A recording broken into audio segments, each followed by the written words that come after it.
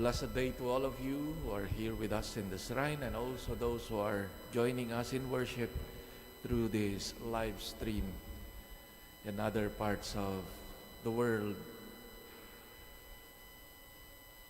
The season of Advent draws us into this sacred journey of hope, inviting us to recognize God's providence and open ourselves to this compassionate and transformative love of God.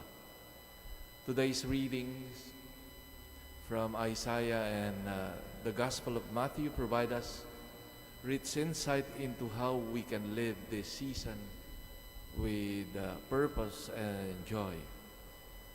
In the first reading from the chapter 25 of Isaiah, offers a stirring vision of God's promise, a lavish feast prepared for all peoples. This banquet is not merely a moment of physical abundance, but a profound symbol of communion with God. On this holy mountain, the veil of separation is lifted. Every tear is wiped away, and death is destroyed forever. During Advent, these words resonate deeply, reminding us of the steadfastness of God's promise and His unwavering commitment to bring us into this eternal embrace. The mountain in Isaiah's prophecy symbolizes God's nearness to His people, His readiness to meet us where we are, and His desire to restore our joy. This vision is especially meaningful in the context of this coming Jubilee year, a time of renewal and restoration.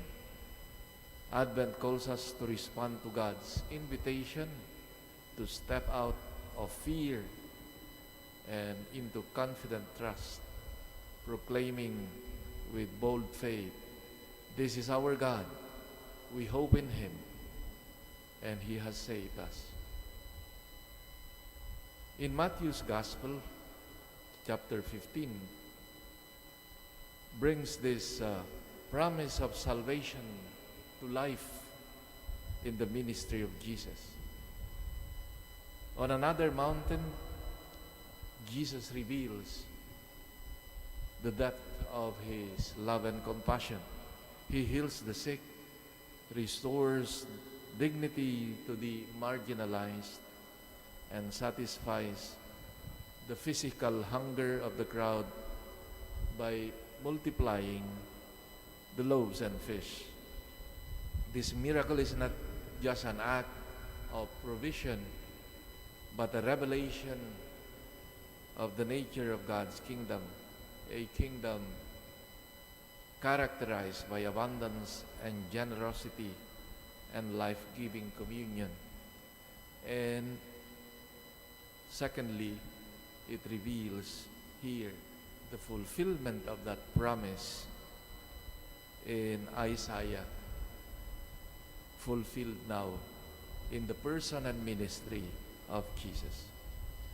As we journey through Advent, this gospel challenges us to move beyond the passive hope and embrace an active, generous faith. Jesus' compassion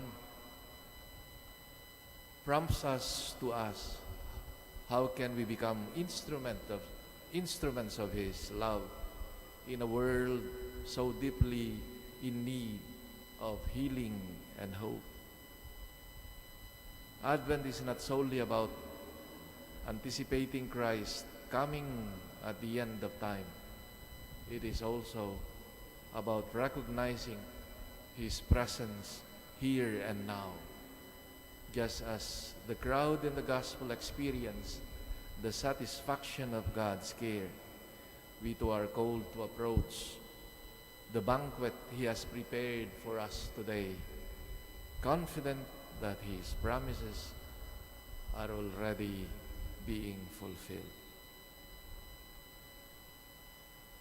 May this Advent season, illumined by hope and renewal,